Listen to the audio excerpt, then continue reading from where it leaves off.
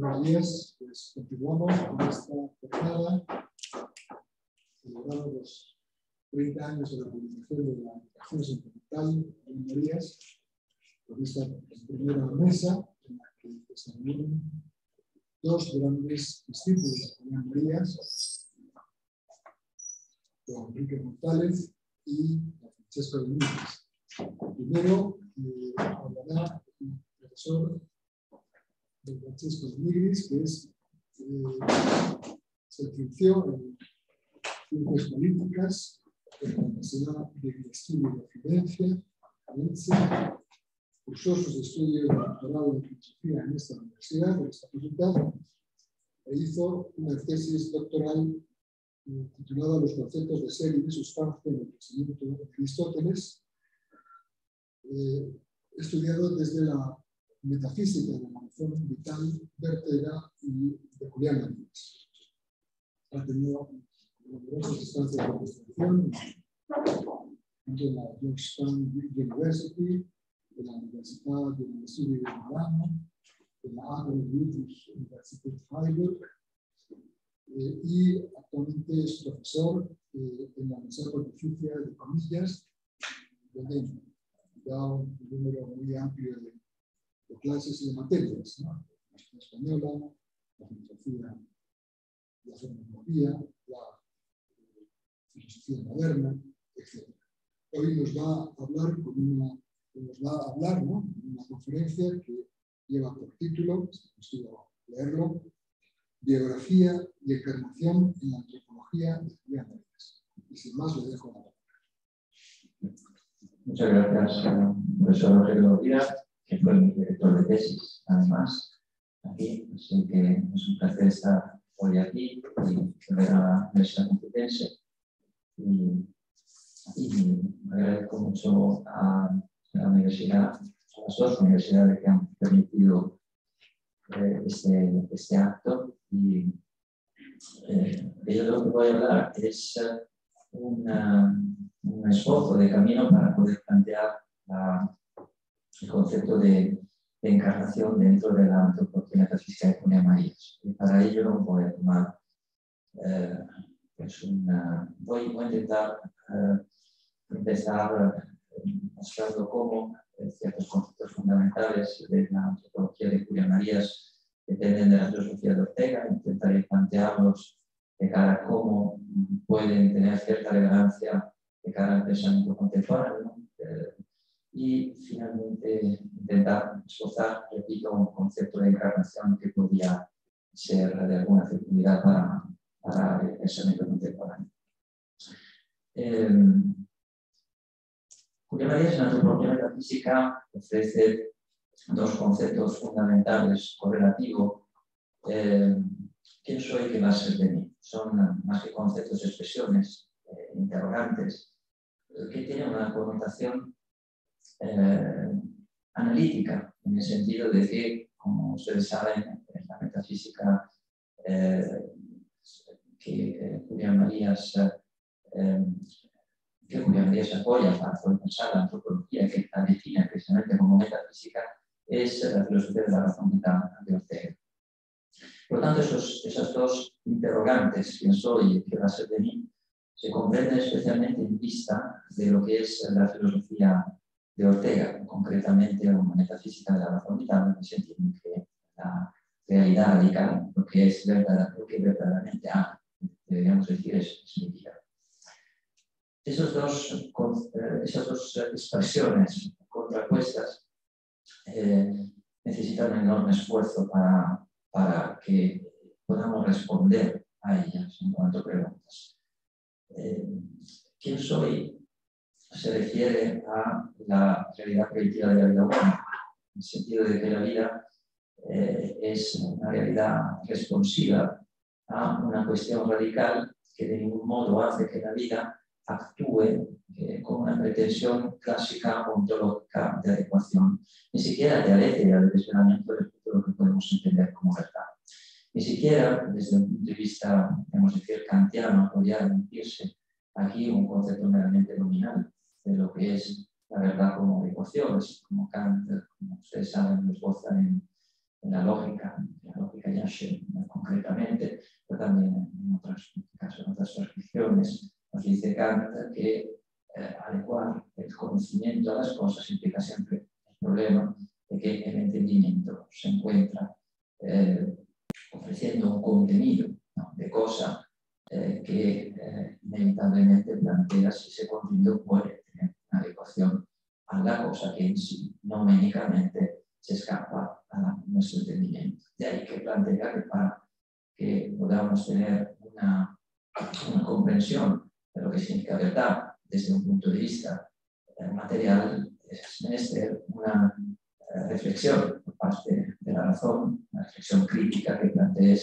las condiciones trascendentales para que podamos hablar de verdad como adecuación. Por lo tanto, se puede mantener todavía un concepto de verdad como adecuación desde el punto de vista nominal, pero no se puede materialmente aceptar un concepto de adecuación sin más. Ahora bien, la pretensión de la vida humana que corresponde a la pregunta ¿quién soy? Implica una torsión desde el punto de vista de lo que entendemos una respuesta a esa pregunta. No pretende esa pregunta apuntar a un término clausurado de adecuación, no pretende adecuarse a ningún tipo de esencia, no pretende ser una adecuación constructiva, trascendental a algún objeto, ya que hemos hecho referencia a Kant. Precisamente la pregunta ¿quién soy? Trasciende lo que podemos entender una correlación de entendimiento. Si pensamos en términos de una correlación no ético-neumática, porque se trata de otro tipo de pregunta que afecta otra realidad, que no es la conciencia, efectivamente, ni el entendimiento, sino ni siquiera la razón en un sentido clásico ontológico, sino precisamente mi vida. Pero entonces deberíamos comprender qué significa mi vida como realidad radical, diferente de la conciencia, diferente de un acto de entendimiento. Deberíamos comprender esa pregunta ¿quién soy? ¿Qué clase de duda es? Porque quién soy implica una duda, evidentemente, pero no es una duda cartesiana, por supuesto, no es una duda que pretende que a quién soy tenga yo que responder intentando accionar un ser, una existencia, pero un ser en el sentido de la conciencia del entendimiento consigo mismo, es decir, conciencia como saber intrínseco de un acto, estar plenamente transparente consigo mismo, por lo tanto es, en un sentido de identidad ontológica, en este sentido evidentemente cartesiano, según el cual el acto es plenamente transparente respecto de sí mismo, y por lo tanto es luz, es transparencia, por lo tanto ilumina, desvela, aletheia, y por lo tanto permite inevitablemente en ese desvelamiento una experiencia de adecuación. Bueno, evidentemente quién soy no implica como respuesta una verdad de adecuación, de desvelamiento, no es una verdad ontológica, por lo tanto la duda quién soy es una duda diferente. Es decir, implica una experiencia de duda completamente diferente respecto a la duda ontológica que trasciende lo que es un acto de entendimiento. Entonces, deberíamos pensar bien quién soy y qué quiere decir, qué duda produce en nosotros y comprender entonces correlativamente esa otra pregunta que va a ser de mí, para que intentemos comprender cómo plantea Julián María Santo propia metafísica. ¿Quién soy? Hemos dicho, implica una realidad explosiva que hemos llamado mi vida. Evidentemente, la realidad que permite comprender entonces esa realidad que llamamos mi vida no es el ser. Desde el punto de vista orteguiano, si nos remontamos a Ortega, el ser es una creencia. Es decir, yo creo que hay ser, pero podría no haberlo. Esa cuestión que aquí se ha tratado, creo que es un gran experto en Leibniz, pues efectivamente podemos volver a Leibniz y preguntarnos por qué hay algo cuando más bien no haber nada. Es decir, lo que plantea Ortega con el término creencia es creo en el ser, pero podría creer otra cosa. De hecho, hace un ejemplo exactamente distinto de poblaciones antiguas, primitivas, que creen que no hay ser, que creen que hay otro tipo de realidad que proporciona una instalación en lo real utilizando la término de Julián María es diferente. Entonces, quién soy plantea una haber radical. Es decir, la duda aquí se traslada de ser una duda ontológica a una duda de pura existencia, podríamos decir.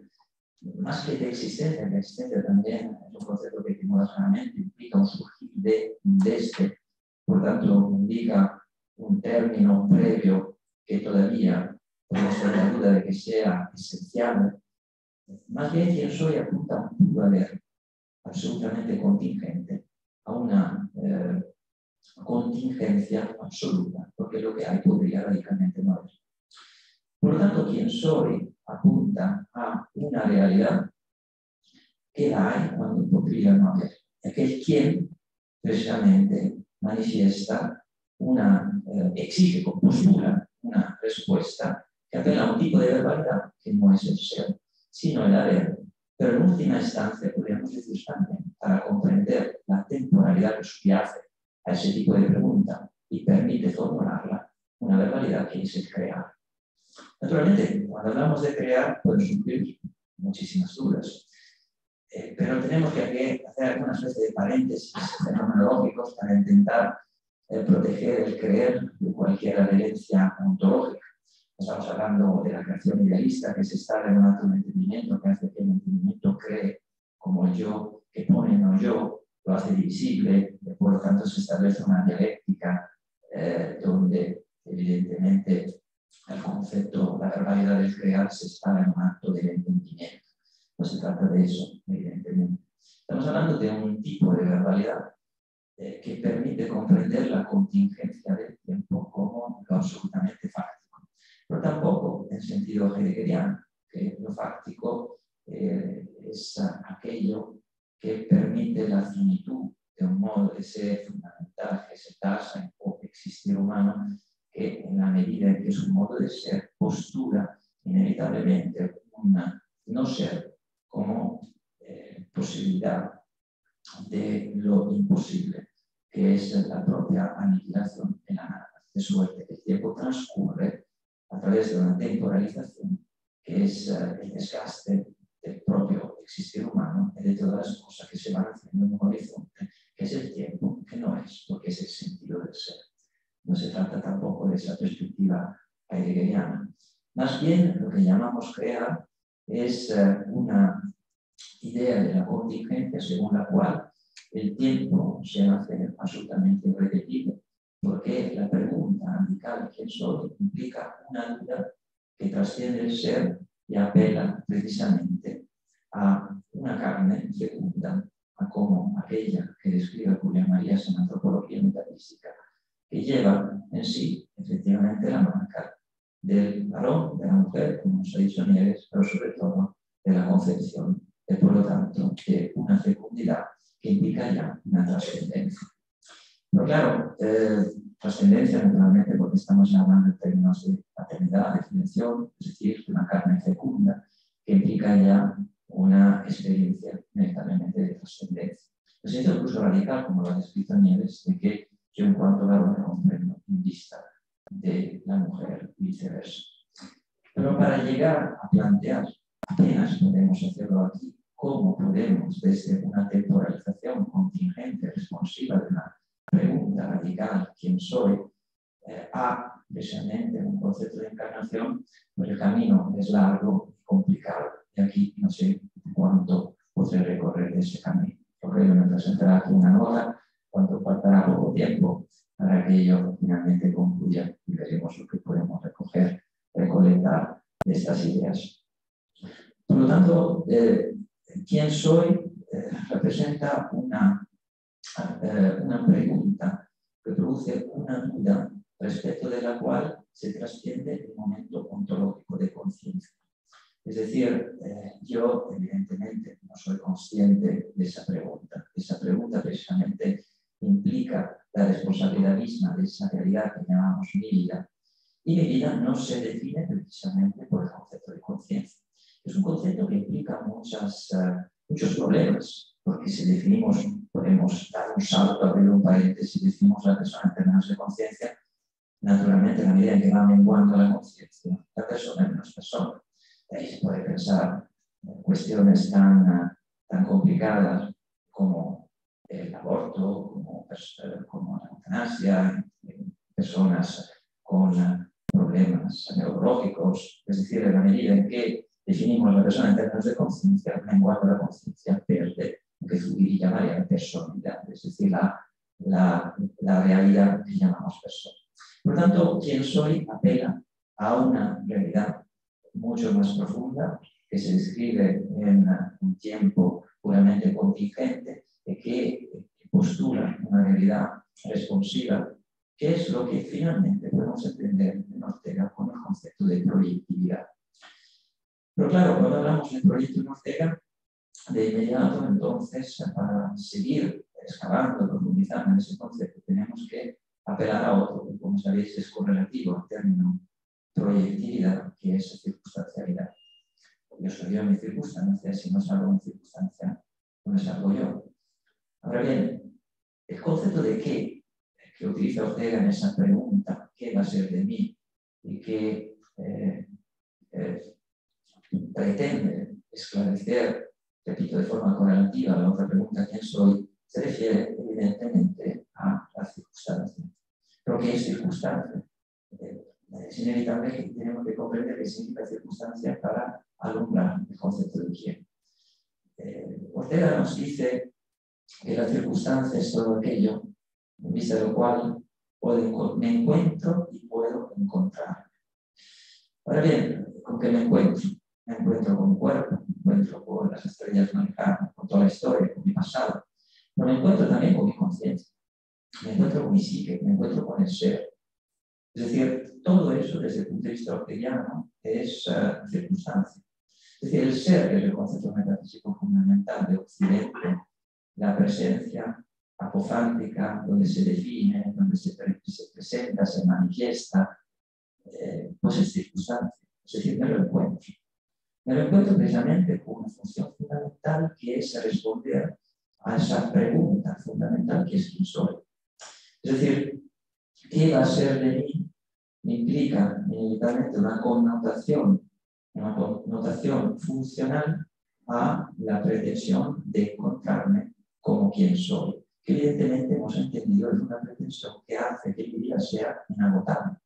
Inagotable porque no hay un término de definición, de adecuación a esa pregunta que hace que esa pregunta tenga término, tenga pegas, podríamos decir, ¿no? En términos griegos, tenga una terminación, sino precisamente, como hemos dicho, que nos instalan una verbalidad, que es la de crear, según la cual quien soy apunta siempre a un tiempo que es presente en la medida en que se está haciendo pasado de sí mismo, y por lo tanto anticipándose en un futuro, y por lo tanto es una experiencia de temporalización proyectiva.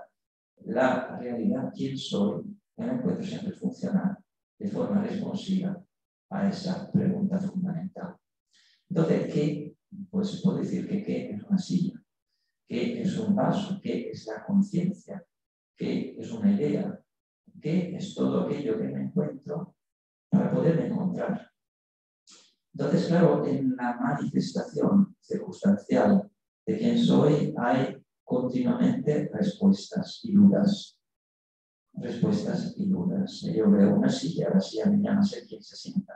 Es decir, las realidades se desinteresan, ya que es un concepto ontológico, como diría Levinas, y continuamente son virtualidades, posibilidades, que son asistencias o resistencias a mi productividad. Y encontramos una variación de conceptos, asistencia, resistencia, precisamente en la medida en que quién soy, siendo una pretensión, la de mi vida, que se lleva a cabo circunstancialmente, hace que la circunstancia asista o se resista precisamente a mi pretensión. Cuando hablamos de mi pretensión, me he entendido en términos generales como la pretensión que es mi misma vida.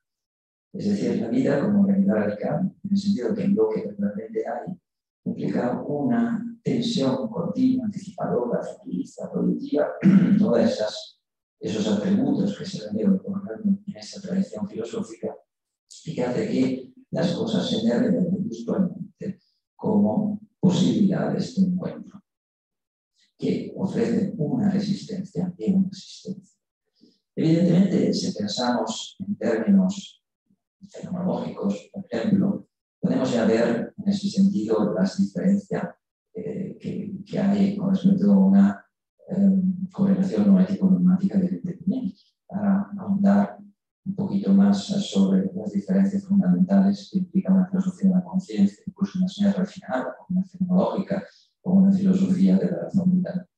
En términos de conciencia, naturalmente se ha utilizado inevitablemente para atenernos a algún tipo de idea de trascendencia, la resistencia que ofrecen las cosas, es decir, los entes, a este ser que las ilumina, que es precisamente la conciencia. Las cosas se resisten.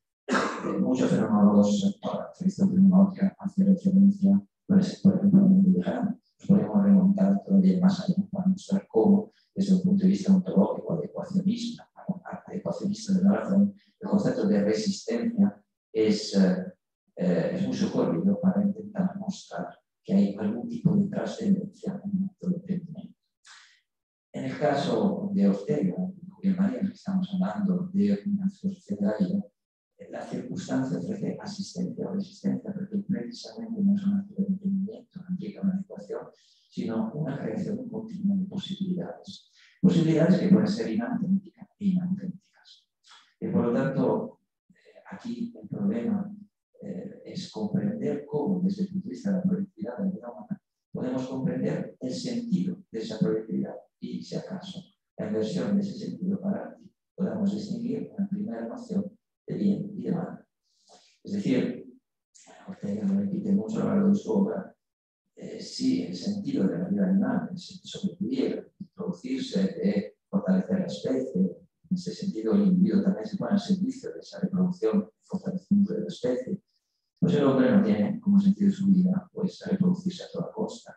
Si el hombre quisiera salvar el pellejo a toda costa, en toda situación, pues no podría ser fiel a ninguna idea, ¿no? Desaparecería todo intento para poder hacer a ese hombre alguna idea y ocupar su vida por ello. Entonces, ¿qué sentido tiene la vida humana? Es decir, ¿en qué sentido tiene la proyectividad circunstancial de suerte que podamos fundamentar una metafísica como ética, desde un punto de vista orteguiano, que fundamente entonces una antropología? Pues evidentemente, como alguno ya sabe, el concepto de proyecto de pretensión, aquí tenemos que hacer una última distinción para esclarecerlo de la mejor manera, tiene poco que ver también con el Entwurf, ¿no? El proyecto en el sentido hegeliano. No trata aquí de nombrar continuamente anticipadamente posibilidades de ser mundanas en una continua preocupación que tiene de sí mismo ese modo de ser fundamental, que es el existir humano, que suerte que todo momento al poder desaparecer esas posibilidades se hacen íntegras y podemos reconocerla, distinguirla, porque transcurre en un tiempo finito y por lo tanto fáctico. No se trata de eso. Esas posibilidades son personales. Hemos dicho, si yo veo una silla, la silla es una posibilidad de ser quien se sienta. Cuando me encuentro con el prójimo, evidentemente es una posibilidad de hacerlo, como dice Ortega al comienzo de las meditaciones de Fijo, de hacerlo imprescindible. Y por lo tanto, en aproximación, podemos decir, como dice Levinas, en totalidad infinito, el prójimo se me hace cada vez más próximo. Desde una primera necesidad se me hace un imprescindible, único. Y por lo tanto, imprescindible para mí, todos los proyectos de lo que llegan a ser también imprescindible. Y esta suerte ensancho mi individualidad. Por lo tanto, lo que significa proyecto personal de comprensión circunstancial. Es decir, el proyecto tiene una connotación personal en el sentido de encuentro con el prójimo, inevitable personalización. Ahora bien, si nosotros consideramos que la antropología metafísica de Julián María establece un nivel de realidad, es una exploración sobre un nivel de realidad que Julián María llama estructural, porque entiende que cada elemento que está descubriendo ese nivel de realidad está en un movimiento, porque la estructura es un movimiento, si bien un movimiento donde hay cierta resistencia, cierta permanencia, por lo tanto la posibilidad de reconocer figuras, formas, pero inevitablemente es una estructura que está sistemáticamente manifestándose en vista de una apertura proyectiva, por lo tanto sistemática, que es precisamente la proyectiva de la vida humana como responsiva a las preguntas fundamentales: ¿quién soy y qué va a ser de mí? Ahora bien, esa estructura que Julio María se llama empírica, inevitablemente es una necesidad de la estructura analítica de la vida humana, que es lo que muy rápidamente he intentado aquí esbozar como una proyectividad de comprensión personal, circunstancial. Es decir, para encontrarme con el otro tiene que haber una estructura que permita una cierta permanencia, y por lo tanto que encarne la presencia del otro delante de mí. Por lo tanto, hace hincapié mucho en María en antropología metafísica dos cuestiones. En primer lugar, que lo que significa un proyecto, que por lo tanto por tanto responder continuamente a esa pregunta vital: ¿quién soy?, implica inevitablemente un qué que es estructuralmente encarnado y que me encarna en vista del cual yo puedo encontrarme y ser alguien. Es decir, el concepto de estructura empírica de la vida humana implica una estructura de encarnación proyectiva, sistemática, pero que permita efectivamente la realización de ese encuentro, según el cual yo, como quien soy, me encuentro circunstancialmente, y por lo tanto me encuentro encarnando en un tiempo que no es el tiempo del reloj, no es el tiempo de la física, no es el tiempo de las estaciones, es el tiempo precisamente de la encarnación, que tiene una trama fundamental, que es la de poder encontrarme con el prójimo respondiendo proyectivamente a esa cuestión radical: ¿quién soy? Que es un tiempo biográfico. Cuando hablamos de circunstancialidad, cuando hablamos de aquí y el ahora, podemos decir radicalmente que ese aquí y ahora no es, porque precisamente es proyectivo, no es un aquí y ahora ontológico. Por lo tanto, implica una trama de encarnación, que significa precisamente que ese tiempo no es otro que el tiempo de la carne, el tiempo de las edades, es un tiempo biográfico. Es decir, dejo los conceptos de antes o después, los conceptos de ahí o aquí, es decir, los conceptos espacios temporales, son conceptos que brotan no a raíz de algún concepto científico ni ningún concepto ontológico, sino surgen a raíz de una trama que implica inevitablemente un encuentro de quién soy en vista del otro, en aproximación, en trascendencia de nostalgia, de suerte que pronta surge la necesidad de esa estructura empírica que llamamos carne, que llamamos hombre, en principio, que es precisamente esa estructura, la encarnación. Por lo tanto, último apunte, ese tiempo que es el tiempo de la vida, que es carne, tiene una trama biográfica y por lo tanto es un tiempo intrínsecamente también histórico, es el tiempo de las edades, es evidentemente el tiempo de la fecundidad, del varón, de la mujer, del padre y del hijo. Muchas gracias.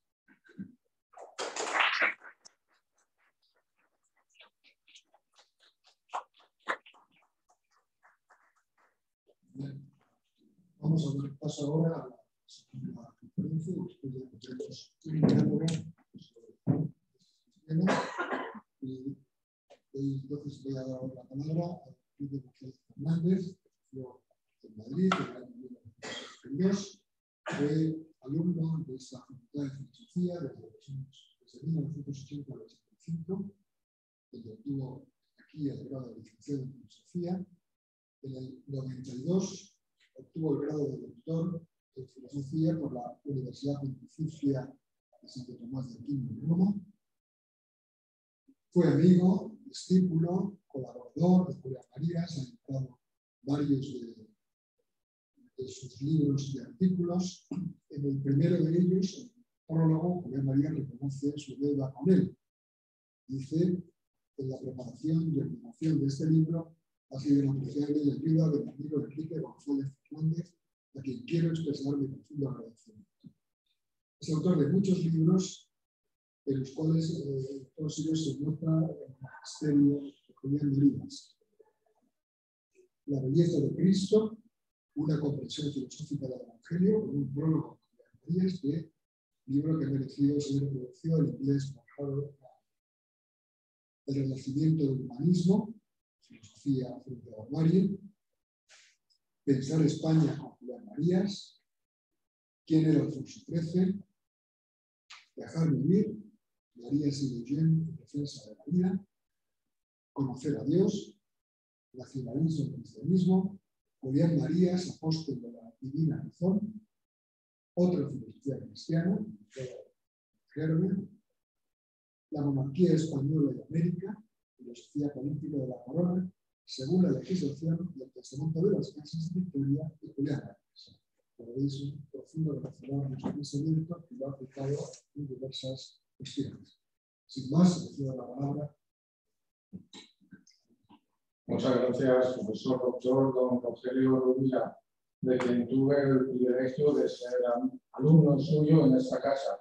A todos los alumnos siempre nos llamaba la atención su profunda inteligencia y sabiduría, unidas a su equilibrio, a su prudencia, a su serenidad.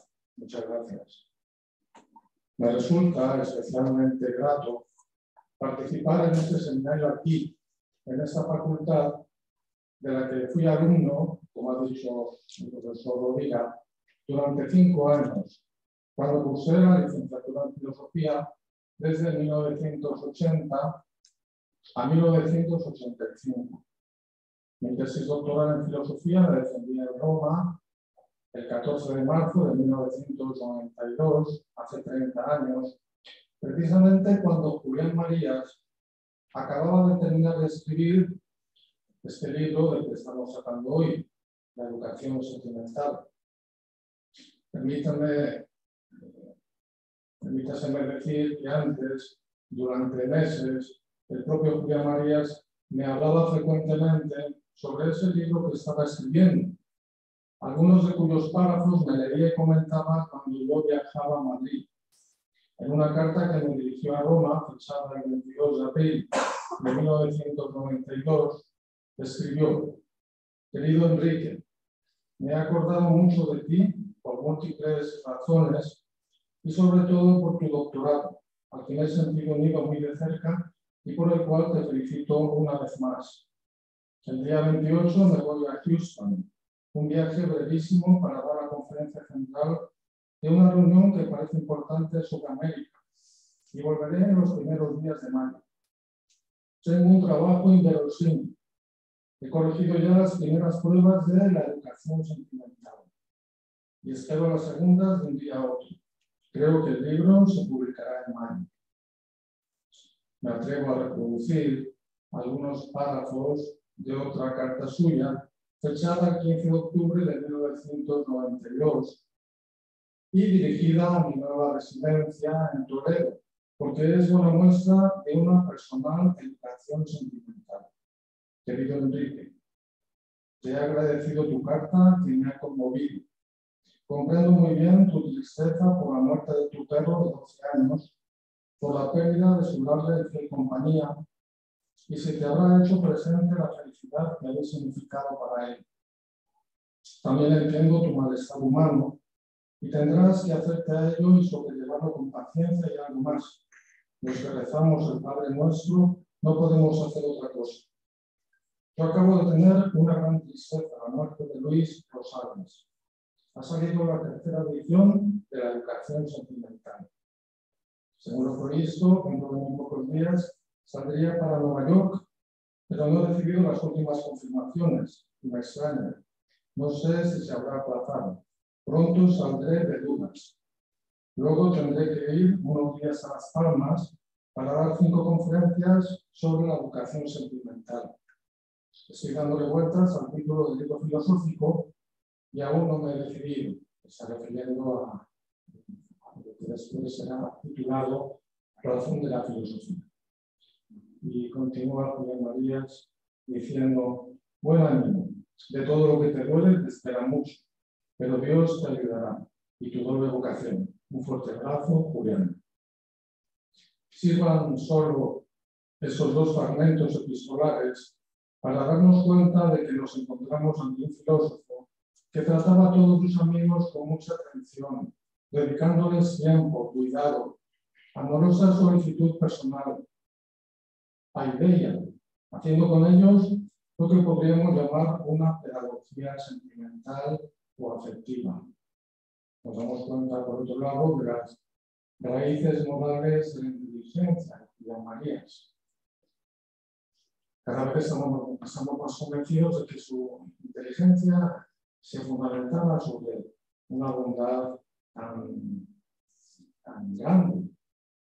Y aprovecho para anunciar que dentro de poco tiempo don Ángel Salmerón Rodríguez Vergara, que sigue este acto por vía telemática, va a defender su tesis doctoral sobre este tema precisamente, titulada La idea de las raíces morales de la inteligencia en Julián Marías, con su título Una propuesta de interpretación. Si la educación sentimental, como comienza diciendo en esa obra, es una de las dimensiones decisivas de la vida humana, uno de los núcleos en torno de los cuales se organiza, y como escribe hacia el final del libro, la forma más íntima y profunda de civilización. Esto quiere decir que se trata de una tarea que debe ser interpretada desde la condición amorosa de tal persona, la cual, lejos de ser una sustancia, definida esta por su suficiencia, es una realidad indigente, necerosa, necesitante principalmente del amor que mueve y sole y hace stelle. No sé si lo he pronunciado bien en italiano. Esto quiere decir que se trata de una tarea que debe ser interpretada desde la condición amorosa de tal persona, la cual es, como he dicho, necesitante. La obra de Dante, la Divina Comedia, le regaló Julián Marías un ejemplar y cito según esa misma edición italiana de 1913, que compró él en una librería de México. En nuestro caso, necesitamos durante toda nuestra vida de esa educación sentimental que cultivamos gracias precisamente al mismo amor. Sin este no puede haber educación, la cual, según Marías, es la mostración de la realidad con sus virtualidades, la participación en ella, la pluralidad de perspectivas que invierten en reiterar tendencia a la simplificación y el esquematismo, o el trato apresurado y utilitario con las cosas, resbalando sobre ellas. Cuando no hay cultivo o cuidado amoroso, permanecemos en la tosquedad, en el primitivismo, en la elementalidad afectiva, en la escasa intimidad, en la sequedad, en la lustez, en el prosaísmo, que siempre supone un nivel inferior de humanidad. Porque la vida humana no está dada, va aconteciendo de manera colectiva, imaginada, inventada y inventada. Tengamos en cuenta que la vida es esencial lo que aportan los impulsos, los deseos, la imaginación, la vida biológica, los templos de apego o de fusión, la afectividad, el mundo de los sentimientos, como puede ser la atracción personal inmediata. Todo esto es espontáneo, es decir, no deliberado. Pertenece al plano de la estructura empírica de este alguien corporal que se encuentra en la Tierra. Encuentro ese conjunto de dimensiones como realidad radicada, que la realidad radical es mi vida, realidad biográfica.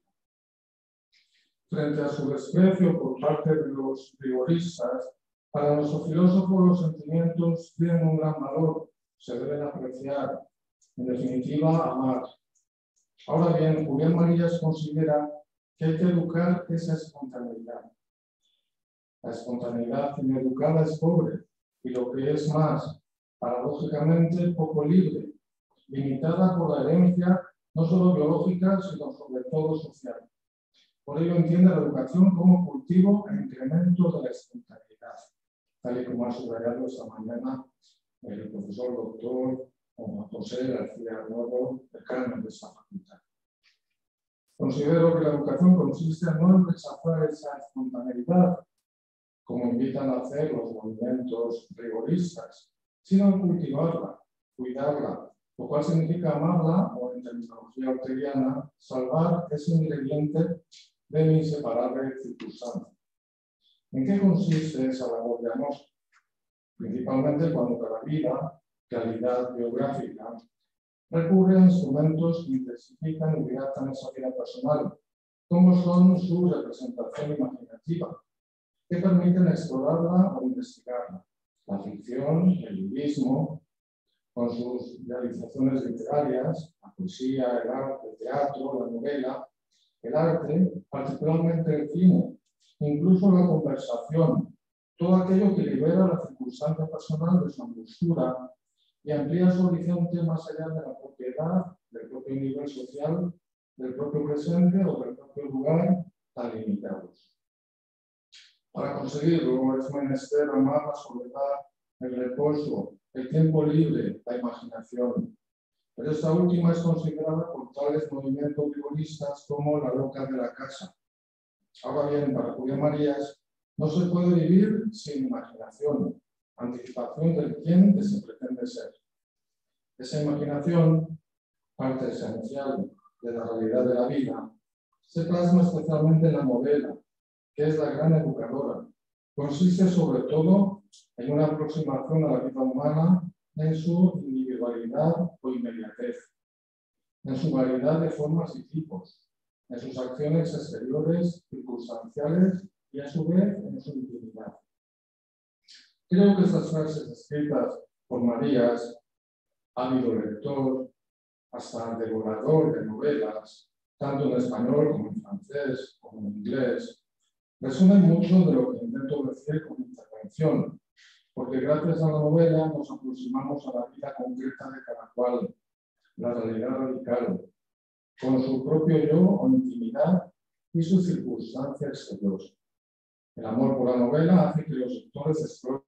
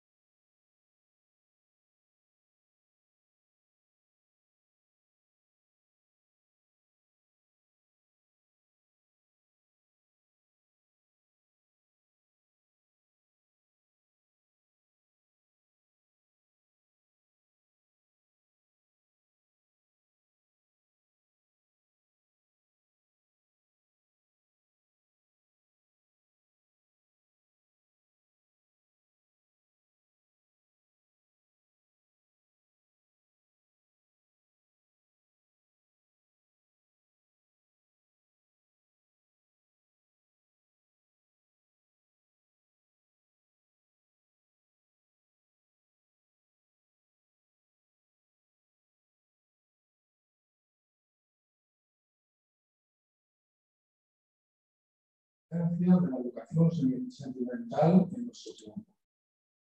Durante varios años, el propio Julián Marías me invitaba a ir al cine al menos un día a la semana.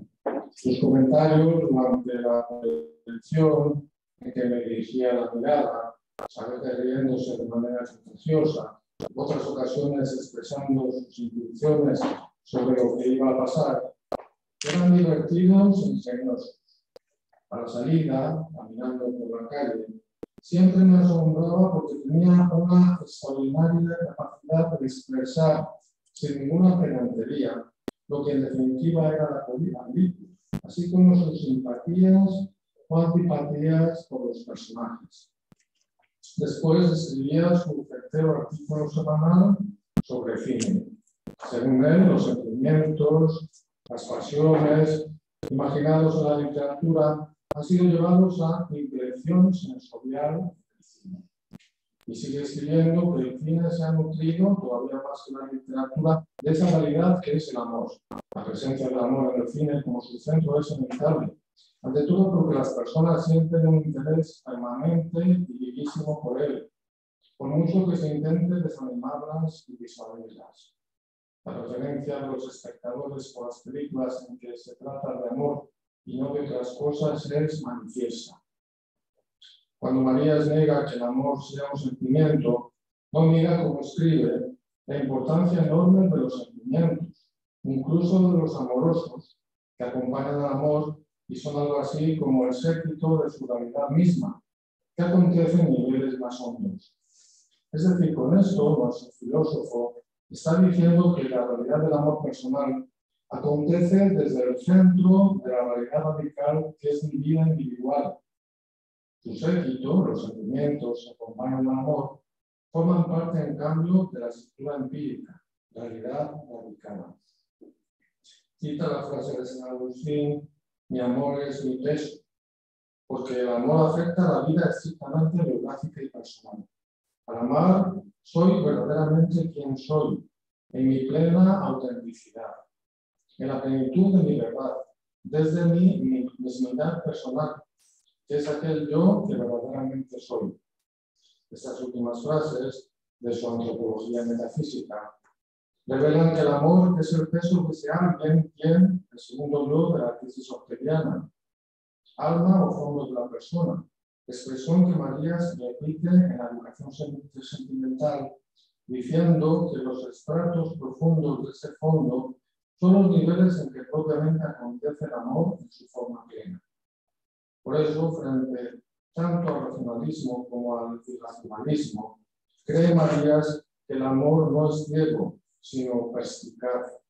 No inventa, descubre las percepciones de la persona amada. Como he dicho, y era su costumbre, cuando Julián Marías iba escribiendo la educación sentimental, me iba leyendo y comentando algunas páginas. Con su buen amigo Laín Entralgo, no estaba de acuerdo en identificar el alma con el concepto aristotélico de forma sustancial, como escribió el gran historiador de la medicina en un libro publicado casi al mismo tiempo que Educación Sentimental. Pero tampoco estaba de acuerdo con la opinión de Laín que el concepto alma debe ser sustituido a todos los efectos por el de sustantividad, lo cual le parecía a Marías una recaída en la cosificación, aparte de que esa opinión no distinguía entre la estructura de cada vida personal, concreta, singular, con nombre propio, validad radical que al ser biográfica podemos narrar, y la del hombre, que es asunto de la antropología, validad radical, que es el conjunto de las estructuras psicofísicas o determinaciones que al pertenecer de hecho y establemente a las vidas humanas que encontramos en este mundo podemos describir. Por ello, al comienzo de la educación sentimental, Marías, aparte de volver a referirse al concepto de estructura y a recordar cómo él distingue tres planos en la realidad de la vida, describe que en los últimos años hay una tendencia muy fuerte a eliminar, sin sustitución adecuada, la palabra y el concepto alma. Sin duda es palabra gastada, pero no le parece renunciable, sino que considera que es menester repensarla, dilatarla, ponerla en otros contextos, pero no abandonarla, porque con ello perderíamos una inmensa porción de nuestra mejor realidad. Y sigue escribiendo: si esta palabra alma desapareciera de nuestro uso vivo, se nos cerraría la comprensión de una fracción impresionante de la literatura, del pensamiento religioso, de lo que ha sido la vida real y el lenguaje humano durante milenios. Se dirá que bajo esta expresión se han ocultado demasiadas cosas diferentes y no muy claras, pero eso no disminuye su interés, sino más bien al contrario. Con esa voz se ha señalado, se ha apuntado a algo que está allí, que se adivina, se vive, con lo cual se cuenta. Y si nos privamos de la palabra, lo más probable es que perdamos de vista eso latente que tanto ha importado y quedemos súbitamente empobrecidos y condenados a un inquietante primitivismo. Por ello se requiere la vuelta a la intimidad. Y no se olvide que íntimo es el superlativo del comparativo interius. Pero volvamos a nuestra cuestión central, tan ligada a la que acabo de señalar. En la educación sentimental vemos que el amor, ligado a la condición humana, es por ello histórico, irreductible a sus resortes biológicos y aun a los psíquicos. Pertenece a la vida personal, porque el amor es sobre todo intimidad, superlativo de interioridad. Este es su dominio, el lugar en que propiamente acontece. Todo lo demás lo prepara, lo anuncia, lo estimula, lo acompaña. San Agustín habla por ello de hombre interior. La condición para que pueda darse una educación sentimental es el amor a la vuelta de cada uno a sí mismo, el cultivo y selección de lo valioso, auténtico, necesario. Con un estilo admirablemente hermoso y elegante, característica de todos sus libros, pero yo diría que más aún si cabe de este, que hubiera merecido el premio Cervantes, Julián Marías escribe en la educación sentimental que el amor es núcleo esencial del cristianismo, en el que aparece un sentido nuevo de la intimidad. La relación de Cristo con los discípulos está impregnada de amor, y fuera del círculo estricto, por ejemplo, con Lázaro. Me parece indudable que la gran innovación del cristianismo es la radical insistencia en el amor, muy superior a la que podamos encontrar en otras culturas o religiones. Y hay que incluir el Antiguo Testamento. El Nuevo está lleno de los Evangelios, en los Hechos de los Apóstoles, en las epístolas, de referencias al amor, en todos los contextos imaginables. Se dice de un modo terminante que Dios es amor. Los mandamientos se reducen a amar a Dios y al prójimo. San Pablo habla con extraordinario entusiasmo del amor, agape. Si no tengo amor, no soy nada. San Juan también hablará del amor con máxima energía. El de la cruz dirá, tantos siglos después, que se nos examinará de amor. Y en un tiempo intermedio, en un punto decisivo de inflexión, San Agustín dice, si sapientia Deus est, verus philosophus est amator Dei. Si la sabiduría es Dios, el verdadero filósofo es el que ama a Dios. Y también escribe San Agustín, non intratum in veritatem nisi per caritatem. No se entra en la verdad, sino por el amor. Esta es la innovación capital que el cristianismo introduce en la esfera de la vida afectiva. Como ya hice saber en el libro titulado Julián Marías, Apóstol de la Divina Razón, en su biblioteca Julián Marías tenía la completa edición de las obras de San Agustín, regalo de su mujer, como pude leer en la dedicatoria por ella escrita en el primer volumen. El amor es algo que pasa a la intimidad de las personas. Volvamos, por tanto, al tema de esa intimidad tan subrayada por el propio San Agustín. El contenido de la religión cristiana, con su carácter estrictamente personal y su apelación al hombre interior, ha sido el máximo estímulo de la exploración y cultivo de la intimidad. Y expresa, Julián Marías, algo muy importante, con el que tanto coincido. El cristianismo en libertad, fiel a su inspiración más profunda, libre de normas particulares y que puedan ser excepcionales, desprendido de condicionamientos históricos y sociales que lo han recubierto y que pueden ser su deformación, es el estímulo mayor para el desarrollo y el perfeccionamiento de la vida de los sentimientos y de las dimensiones humanas aún más hondas que son su sustrato.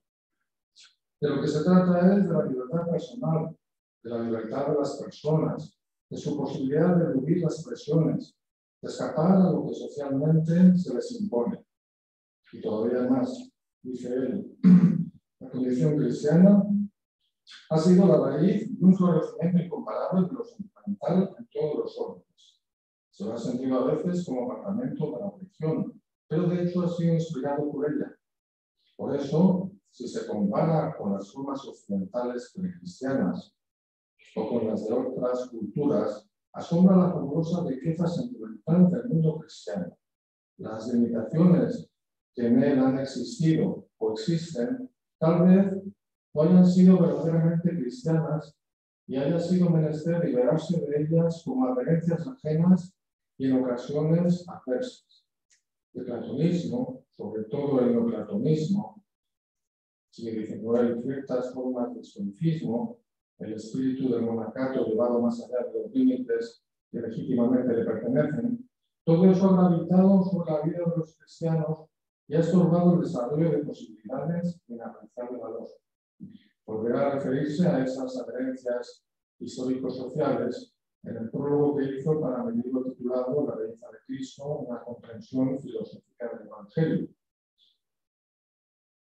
También en la educación sentimental escribe Marías que el cristianismo es en sí mismo tolerante. Muchos cristianos no lo son por falta de cristianismo. En cualquier caso, la fuerza que tiene el amor hace comprender hasta qué punto estamos afectados esencialmente por él, tanto en el hombre interior de la intimidad como en el exterior de los sentimientos. Como nos enseña Dante, somos movidos y hasta conmovidos por él, lo cual prueba una verdad metafísica subrayada por Marías también en la educación sentimental. No hay en lo humano identidad constitutiva, escribe en este libro, porque él se opone a la negación de lo propiamente histórico en nombre de una naturaleza permanente e inmutable.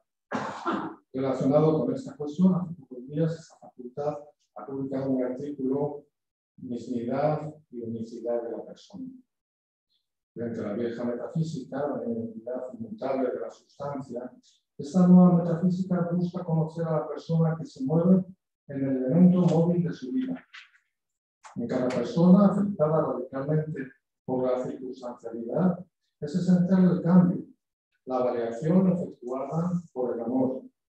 Hay que tener en cuenta que el amor significa una de las experiencias radicales en que consiste el principio de individuación por el cual cada persona es quien es. Julián Marías advirtió que en las enciclopedias no aparecía el artículo amor, concepto que parece indigno o imposible de ser tratado.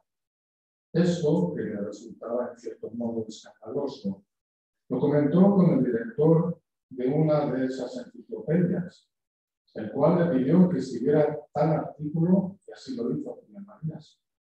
Aquí podemos leer las siguientes palabras con las que termino mi intervención. El hombre es menesteroso, necesita innumerables cosas y de otra manera necesita a otras personas. Ha sido un error interpretar el amor como un sentimiento y se reduce a una serie de actos.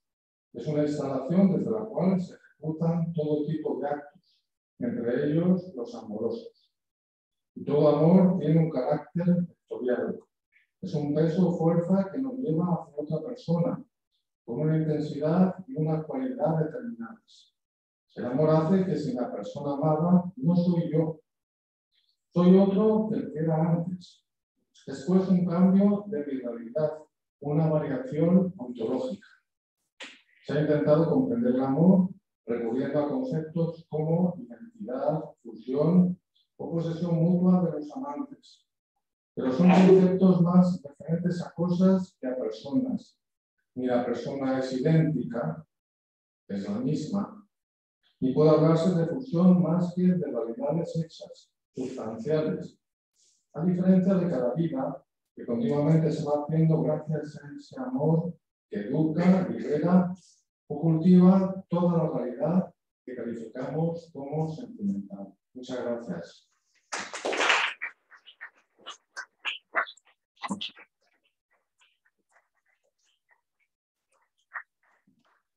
Pues muchísimas gracias por esa ponencia y pedir a Francesco Rodríguez y abrimos un turno de preguntas.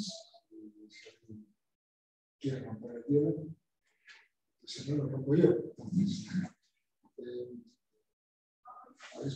es decir, la educación sentimental de Julián Marías es un libro claro, un libro claramente transparente, pero detrás de él está muchos años de conocimiento, está toda su doctrina, toda su teoría sobre la vida, la teoría de la acción vital, ¿no? Y yo quiero aprovechar la ocasión de tener aquí a dos grandes discípulos de Julián Marías para que me aclaréis una pequeña duda teórica que tengo y que no acabo de ver bien. Simplemente al comienzo, como habéis dicho, algo que tú te referencias, ¿no? Desde el comienzo, María recuerda esa doctrina suya, ¿no?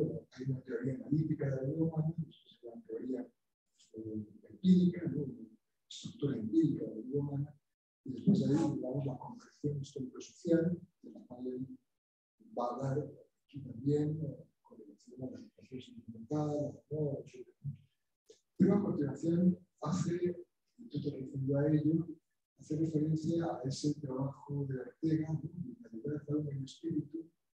Dice que es una descripción que hace Ortega, y entonces habla sobre la acción de alma. Y él dice que esa descripción, ese triple esquema, ¿no? Esa triple descripción que hace, es útil para estudiar justamente la educación sentimental. Entonces yo quería, ¿dónde se encaja? Digamos, mi pregunta es esto, ¿de dónde se encaja esa distinción orteguiana en las tres dimensiones de la vida humana escritas por Ortega? Y los dos pues, podéis contestar si es que podéis y queréis. ¿No?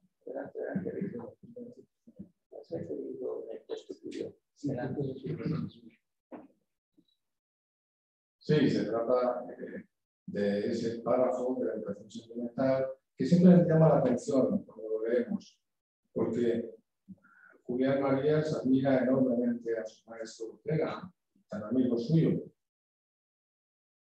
pero le reprocha que tantas veces Ortega no va más allá, porque Ortega, según Julián Marías, es esencialmente incompleto. Y la tarea de Julián Marías ha sido completar a Ortega consigo mismo y darle sus propias posibilidades. Ortega no vio ese segundo plano, el de la estructura empírica, porque Ortega pasaba de la teoría analítica, yo soy mi circunstancia, al conocimiento de cada vida concreta y singular. Y Julián Marías se dio cuenta de que era necesario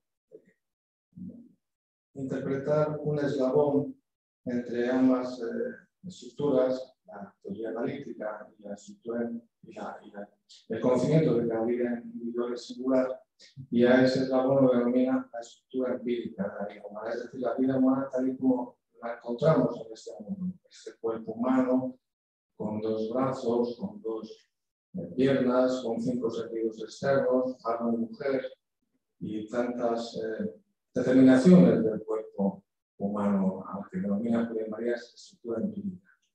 Y quizá sobre la otra cuestión, en referencia a la obra que cita de Ortega, Julián Marías, seguramente que el profesor de Inglis podrá aclarar algo mucho más que mejor.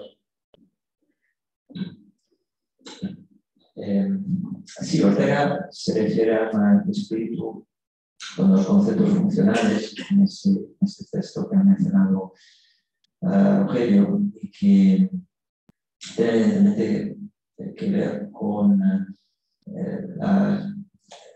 lo psicofísico, el concepto anímico, y el concepto de espíritu se refiere más a una concepción creativa, histórica, geográfica, en el sentido en que Ortega lo está utilizando, porque luego hay una teoría del hombre detrás, que yo creo que es lo más interesante para responder a la pregunta de Rogelio. Es decir, Julián Marías en la antropología metafísica apunta una expresión teoría intrínseca de la vida humana. Y es interesante porque, según Julián Marías, la vida misma tiene una teoría, pero no en el sentido del teorein griego como mera contemplación, sino que efectivamente, como he intentado indicar en esta charla, es que hay efectivamente una creación, es decir, la realidad de crear, tal como yo he indicado, hace que cuando vivimos estamos creando algo que antes no había. Por ejemplo, ese espíritu de comunidad en esa conferencia que estamos creando antes no había. Es decir, si nosotros nos tomamos realmente en serio la temporalidad, por eso he querido entrar en el pensamiento de Julián Marías desde este punto de vista, efectivamente tenemos que admitir que ese tiempo es irrepetible. Algo se está haciendo que antes no lo había radicalmente. Es decir, todo el pensamiento de Julián Marías se funda en esa experiencia cuando se habla de productivo, futurista, anticipador, de que realmente hay una creación. De que por lo tanto la persona, como dice Julián Marías, es criatura, es modelo de creación divina. Entonces, la realidad del ser no es apta para comprender aquello que Julián Marías necesita de la vida, también Ortega. Entonces, Entonces, esa teoría intrínseca de la mente, lo que quiere indicar respecto de la vida es que la vida implica inevitablemente siempre una estructuración que no es otra cosa que el hombre. Ortega decía, el tigre tiene su tigreidad dada. No se hace la pregunta al tigre de su tigre, me gusta ser un perro, gato, león, no. Es decir, no tiene, digamos, esa cuestión intrínseca que es quién soy, que hace que su vida sea una responsabilidad.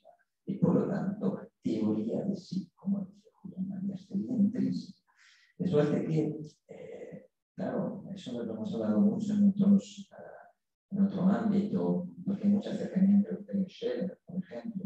Sin embargo, claro, aquello que entiende Ortega por estimativa, precisamente todo ese sistema creencial que no hace otra cosa que componer lo que se llama hombre, porque la vida es una interpretación intrínseca de sí, intrínsecamente fecunda, como explicarían ustedes en nombre de la gente, porque lo que hace de sí es una antropología, es decir, lo que está haciendo, lo que da de sí el rendimiento, podemos decir, de esa realidad que es mi vida, es el hombre mismo, es por tanto mi historia.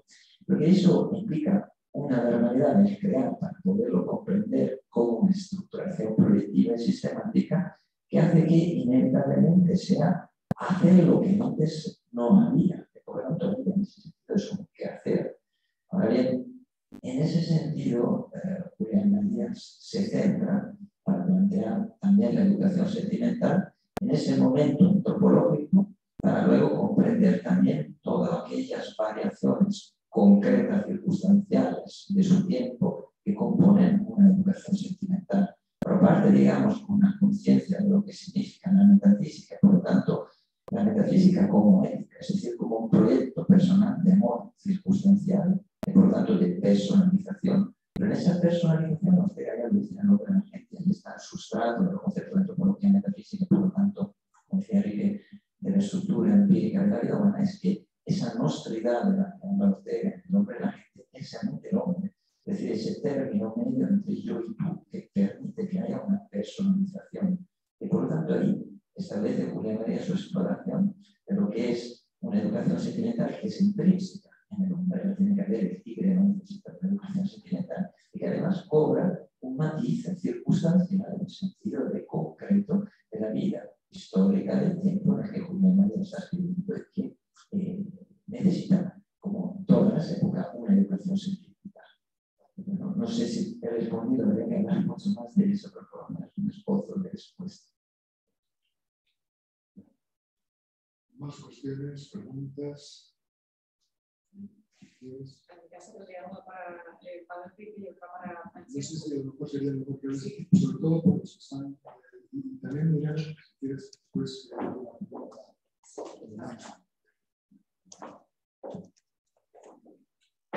La primera pregunta sería sobre quizá la resonancia que tuvo la publicación de la educación sentimental en la correspondencia de Marías, es decir, cómo se tomó él la respuesta del público ante su libro, ante las conferencias que estuvo dando en aquellos años cuando publicó la educación sentimental, porque quizás es interesante contar también con esa versión, cómo se tomaba él las reacciones del público. Y para Francesco la pregunta sería, nos has hablado de la pregunta que Marías plantea sobre una pregunta básica de la filosofía, que es ¿quién soy yo? Él, por ejemplo, en antropología metafísica trata sobre cómo en la lógica de Kant no aparece directamente esta cuestión, aunque quizá Kant sí que quería atender directamente a una antropología, sino que la pregunta aparece como ¿qué es el hombre? Entonces, si podrías explicar un poco ese cambio, ¿por qué Marías piensa que efectivamente la pregunta antropológica no sería qué es el hombre en general, sino más bien quién soy yo en particular, en primera persona?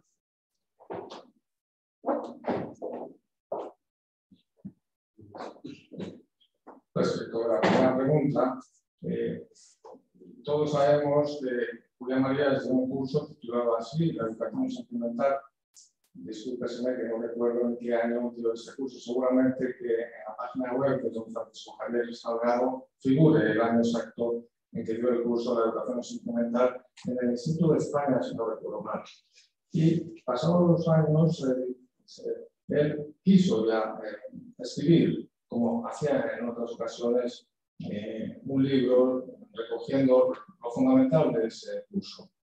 Y siempre quienes asistíamos a sus cursos quedábamos asombrados ante una persona como Julián Marías que no necesitaba ningún papel, a diferencia de un servidor que necesita apoyarse en papeles. Y él parecía que lo estaba leyendo todo, no faltaba ni sobraba ni una sola coma de lo que decía. Y él encontraba en el público esa respuesta. Hacía muchos amigos entre sus oyentes. El público asistía a sus conferencias y cursos cautivado. Y por ello, para Julián Marías, esta respuesta y la compañía de sus oyentes lo estimulaba más. Él, ante un auditorio, se encontraba feliz. Parecía que todas sus tristezas se le pasaban. Él solía contar que cada vez que se levantaba por la mañana, hacía esfuerzos para salir de una especie de pozo en el que se encontraba metido, sobre todo después de la muerte de su mujer. Y decía que incluso se agarraba a un campo al viento para poder seguir viviendo con un poco de ilusión. Y yo creo que las personas que asistíamos a sus cursos le daban ilusión para preparar estas lecciones y para escribir esos libros que le daban tanta felicidad. Y ahora se refiere tantas veces a cómo encuentra felicidad con otras personas o islas de felicidad. Si la pregunta quién soy, yo he podido, la verdad, tratarla un poco. Es muy difícil. Pero se refiere en contraposición con qué va a ser de mí. Como algunos sabes, cuanto más sé quién soy, menos sé qué va a ser de mí. ¿Por qué? Porque la pregunta quién soy, la medida en que hace que la vida sea responsiva.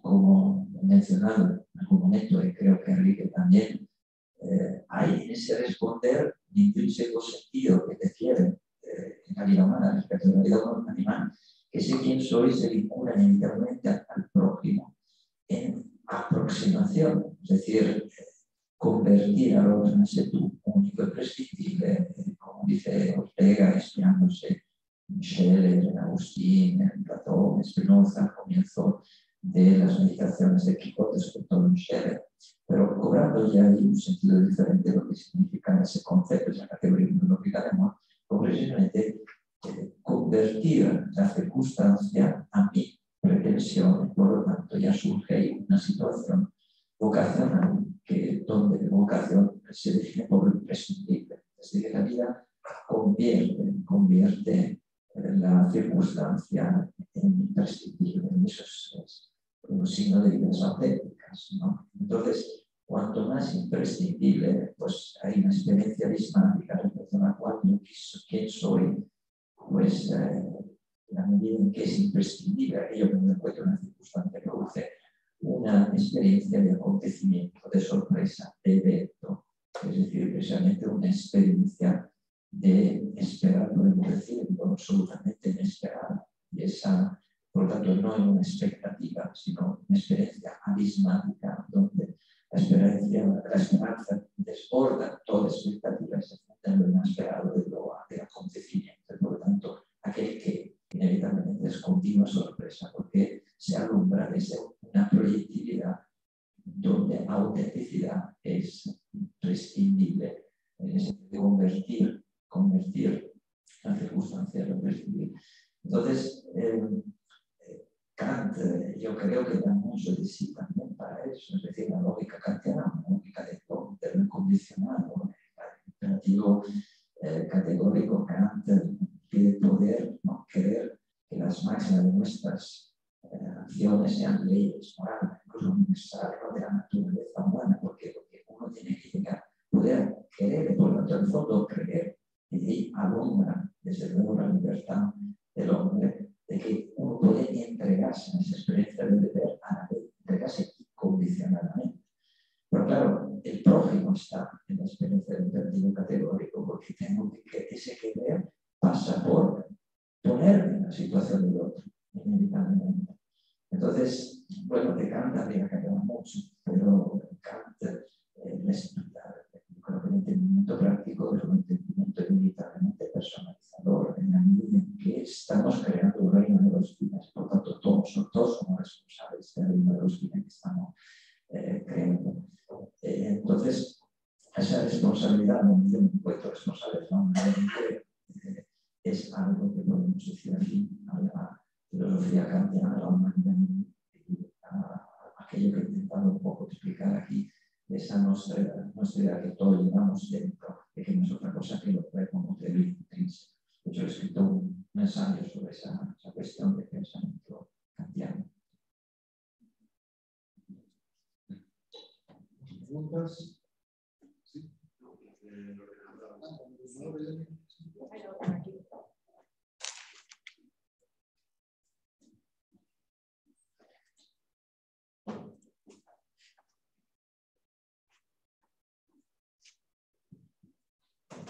Sí, creo que esta es para Francesco. Sí. Gabriel Rodríguez dice: ciertamente el sentimiento está condicionado por nuestra estructura empírica concreta, pero es posible una vida humana sin ningún tipo de estructura sentimental. Es decir, no requiere la estructura analítica de la vida humana que cualquier estructura empírica que se diese fuese sentimental por el hecho mismo de ser encarnada, tal y como Francesco ha mostrado. Sí, Gabriel, que es un estudiante que está estudiando precisamente la obra de Julián Arias, le inquieta una cuestión de la que hemos hablado mucho, incluso creo que he hablado con Enrique en alguna ocasión, es dónde empieza y dónde termina la estructura crítica de la vida humana. Es decir, para que podamos hablar de estructura empírica también. Esa cuestión me inquieta, especialmente también en Gabriel. Es decir, no debería ser efectivamente lo sentimental algo que le pertenece inevitablemente también a la metafísica, porque evidentemente cuando hablamos de la experiencia de encarnación y por lo tanto de la teoría intrínseca de la vida humana, pues esa teoría es necesaria para que haya vida humana. Esa es la cuestión, es decir, que todo aquello de lo que Marías habla, la antropología metafísica, tiene inevitablemente una connotación analítica. Las mismas preguntas, ¿quién soy? ¿Qué va a ser de mí? Son preguntas evidentemente analíticas. La circunstancia podría ser diferente, pero yo tengo que encontrarme inevitablemente, por lo tanto, tengo que encontrarme con una realidad encarnada, una experiencia de la carne. Y desde mi punto de vista, la experiencia de fecundidad, para que de todas formas haya historia, haya biografía. Entonces, sin duda, lo que dice Gabriel tiene toda la razón. Es decir, lo que es una condición sentimental, en el sentido de una condición de encarnación y de fecundidad, pues evidentemente hay que entender que pertenece ya a una exigencia metafísica para que haya un encuentro fecundo, un tiempo biográfico, una historia, cuestionando luego que esas estructuras concretamente acontecen en nuestro mundo de una manera concreta. ¿Alguna pregunta? Entonces yo tengo otra. 30 años está pensando, eso no es nada, ¿no? Pero yo estaba diciendo, no, 30 años son bastantes, ¿no? Son los años, por ejemplo, que tiene mi hijo, ¿no? Y este libro, María lo escribe quizás movido, que precisamente esta cuestión, porque veía una deficiencia, ¿no? Que dice en el prólogo, permitiendo que os lea gran parte de los males que nos aquejan proceden, si no me engaño, de la frecuente tosquedad del repertorio múltiple y variadísimo de las relaciones humanas que no permiten cultivarlas, ni siquiera verlas, y empobrece indeciblemente la ira que podría alcanzar niveles admirables. Porque hay que medir que precisamente en esta época han llegado a ser posibles matices de una figura e intensidad que no se habían logrado nunca, lo cual es la más dolorosa su pérdida, más lamentable la torpeza y la inmortalidad que son nuestras más fuertes. Yo quería preguntaros así, como una gran, de golpe, ¿no? Este libro se ha quedado anticuado, sigue siendo vigente. ¿Cómo habría que leerlo en nuestra situación concreta? Porque 30 años que han pasado, ¿cómo está hoy la educación sentimental? ¿Cómo lo veis?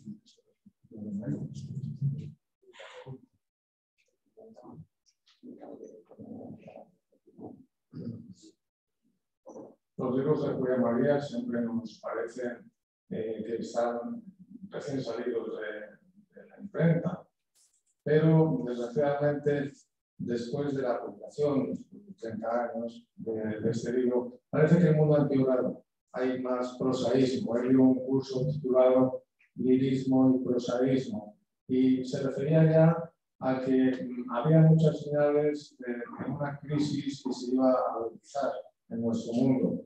Desgraciadamente tenía razón Julia María. Una vez más es profético lo que dijo.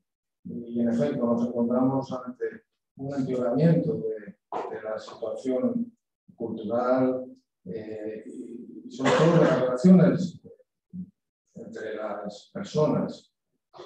Se ha tendido a abandonar ese lirismo para recaer en una especie de estado de primitivismo, de barbarie.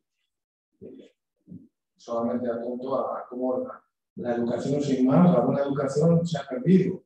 Todavía hace 30 años, cuando uno viajaba en el metro, había más educación, ahora apenas hay.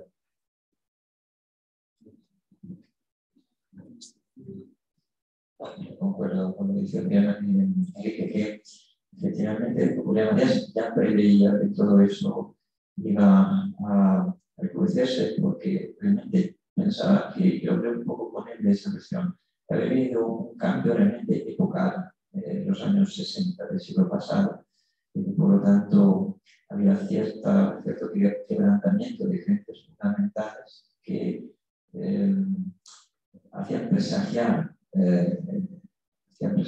el establecimiento de otras paulatino, el establecimiento de otras que de momento podían ser en ese momento sospechadas, pero evidentemente que apuntaban a estados de mayor tosquedad y de perdición, lo que realmente es lo contrario de la salvación, y habría que hablar mucho naturalmente, pero como es un diagnóstico circunstancial, Julia María dice, todos mis libros son circunstanciales, desde el primero mismo, la introducción a la filosofía, seguro que tendría muchas más cosas que añadir a esa educación sentimental.